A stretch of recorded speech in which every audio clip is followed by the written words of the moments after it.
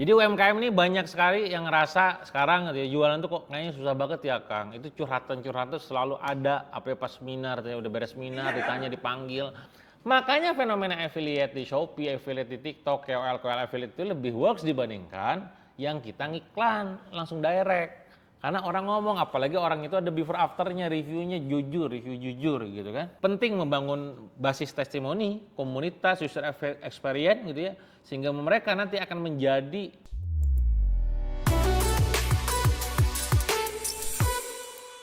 rasa gak makin kesini jualan kok rasa-rasanya nih, perasaan aja nih ya, kok kayaknya makin susah gitu ya. Atau memang tadi karena memang pembelinya berubah. Nah, kenapa kira-kira? Yuk kita bahas ya. Jadi UMKM ini banyak sekali yang ngerasa sekarang gitu ya, jualan tuh kok kayaknya susah banget ya Kang. Itu curhatan-curhatan selalu ada, apa ya, pas seminar, ya udah beres seminar, ditanya, dipanggil, Kang kenapa ya produknya nggak laku gitu kan, padahal sini udah melakukan riset begini begitu gitu ya.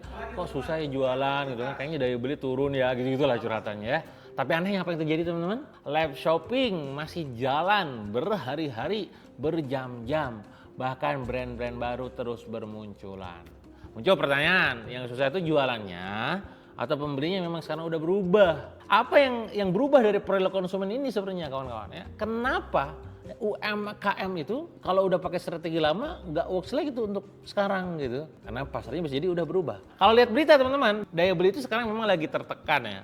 Kelas menengah ngerem pengeluaran mereka, berbagai macam alasannya. Kontan beberapa kali menyoroti gitu ya, bahwa konsumen masyarakat itu masih ada, tetapi masyarakatnya itu menjadi jauh lebih selektif dalam membelanjakan uangnya. Ternyata orang itu bukan berhenti belanja, tapi memang berhenti beli produk yang sembarangan. Bukan ngurangin budget, tapi dia milih-milih juga gitu.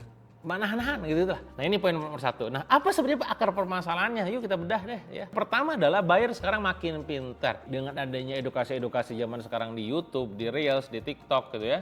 Ya tentu orang makin kesini makin pintar kan. Kalau dia ngambil pelajaran, yang ditonton bukan cuma sekedar joget-joget, bukan cuma sekedar gosip-gosip ataupun gibah-gibah gitu kan. Yang ditonton edukasi ya. Dulu lihat produk tuh tertarik beli langsung. Sekarang apa yang terjadi coba teman-teman? Lihat produk, buka review, cek toko lain, bandingin harga, cek testimoninya, cek juga rekomendasinya. Kalau udah mulai tertarik, baru beli. Itu namanya customer journey kalau dalam digital marketing. Gak mungkin cuma sekedar baru lihat iklan beli gitu. Canggih gitu ya. Itu ngecek-ngecek dulu, iklan dapet. Diam dulu bentar, cek Shopee-nya, Tokped-nya mana. Masa di Shopee begini doang gitu. Terus dia lihat juga di Instagram-nya, akunnya aktif nggak komennya, masih kemarin gitu lalu gitu. Itu akan selalu ada yang seperti itu dan mereka makin pintar. Maka sekali lagi tuntutan buat kita adalah mengaktifkan seluruh sosmed supaya nggak apa ya tadi, supaya nggak dicurigai gitu ya, nggak niat jualannya gitu ya. Nah menurut Google and Ipsos ya, lebih dari 80% konsumen Indonesia melakukan riset online sebelum membeli produk. Jadi mereka tuh sekarang belinya tuh lebih berhati-hati. Jadi sekali lagi supaya kita memastikan baik dan menimbulkan trust di mata mereka, semua akun kudu bagus. Itu yang disebut dengan extreme funneling kalau di dalam modul saya, atau orang-orang sekarang menggunakan istilah omnichannel gitu kan. Nah itu nomor satu, karena mereka makin pintar. Nomor dua teman-teman, buyer lebih percaya dari orang daripada dari iklan. Ya, dulu pasang iklan auto closing, sekarang apa yang terjadi?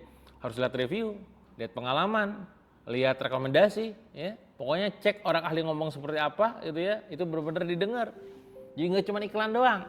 Makanya fenomena affiliate di Shopee, affiliate di TikTok, KOL affiliate itu lebih works dibandingkan yang kita ngiklan langsung direct. Karena orang ngomong, apalagi orang itu ada before afternya, reviewnya jujur, review jujur gitu kan. Ya.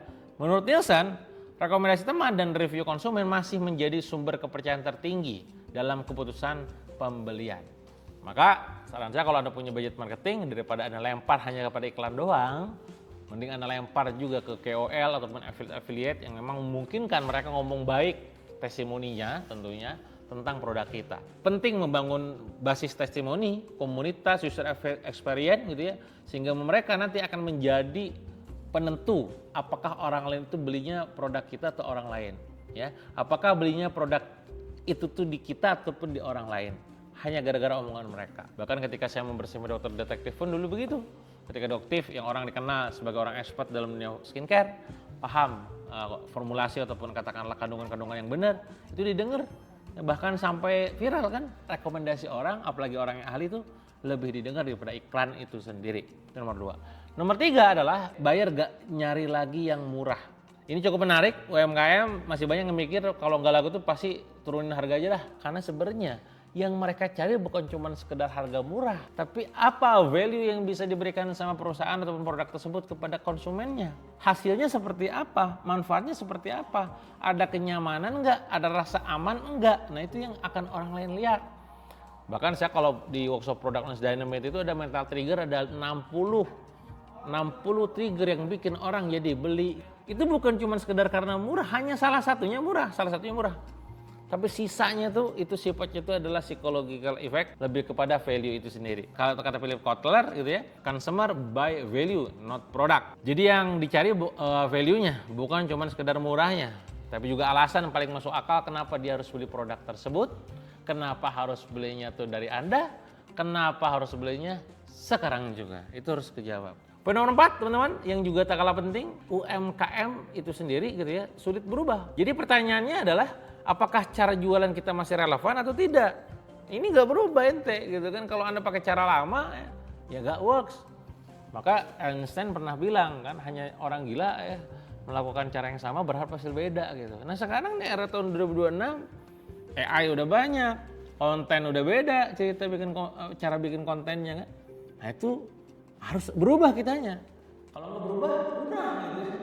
Maka saya lagi kita sebagai UMKM jangan sulit berubah, harus adaptasi dengan zaman, belajar, bikin copywriting yang sekarang itu seperti apa, live streaming itu kayak gimana, ya, bikin penawaran yang memang tanpa ditolak ataupun penolakannya kecil seperti apa, funnel yang bagus tuh lewat tahapan gimana, apakah iklan landing page check out atau iklan landing page WA check out atau gimana, itulah yang Anda harus cari tahu. Itu menjadi 4 akar masalah yang menjadi penyebab gitu ya kenapa tahun ini gitu ya terutama buat para buyer ini kita nih ngerasa jualan susah ya, atau tadi balik lagi merekanya memang buyer behaviornya berubah gitu ya. Lalu solusinya apa Kang? Nah ini solusinya satu yang pasti harus bangun trust, siapa kita ya, apa yang kita lakukan, kenapa orang perlu percaya, portofolio dibangun, kalau ada personal berarti personal brand dibangun, apa yang bisa Anda berikan kepada value ke pasar value-nya. Kalau Anda produk itu bedanya sama yang lain apa? Ya, perusahaan, kenapa orang percaya sama perusahaan Anda? Nah itu trust. Trust dibangun dari apa? Testimoni, reputasi, kompetensi, presentasi, ya klien, jumlah klien, kredibilitas, hasil riset, banyak lah yang bikin orang jadi trust. Yang pertama. Yang kedua, fokus ke value. Problem orang apa? Spesifiknya selesaikan. Benar-benar tajam. Ya. Orang punya masalah apa? Hanya masalah misalkan kalau punya tas, pengen di tasnya ditempel di bagian mananya supaya gampang, itu value-nya ya. Bagaimana misalkan kemarin tuh saya dapat tuh ya buat yang anget-anget itu ya, yang dulunya cuma 1 sekarang dibikin 2, itu kan inovasi-inovasi yang market fit yang kita butuh gitu kan. Nah itu yang harus Anda coba cari tahu agar bisa pas dengan pasar ya. Nomor 3 pastinya adalah bangun customer base. Anda harus bangun komunitas, bangun database ya.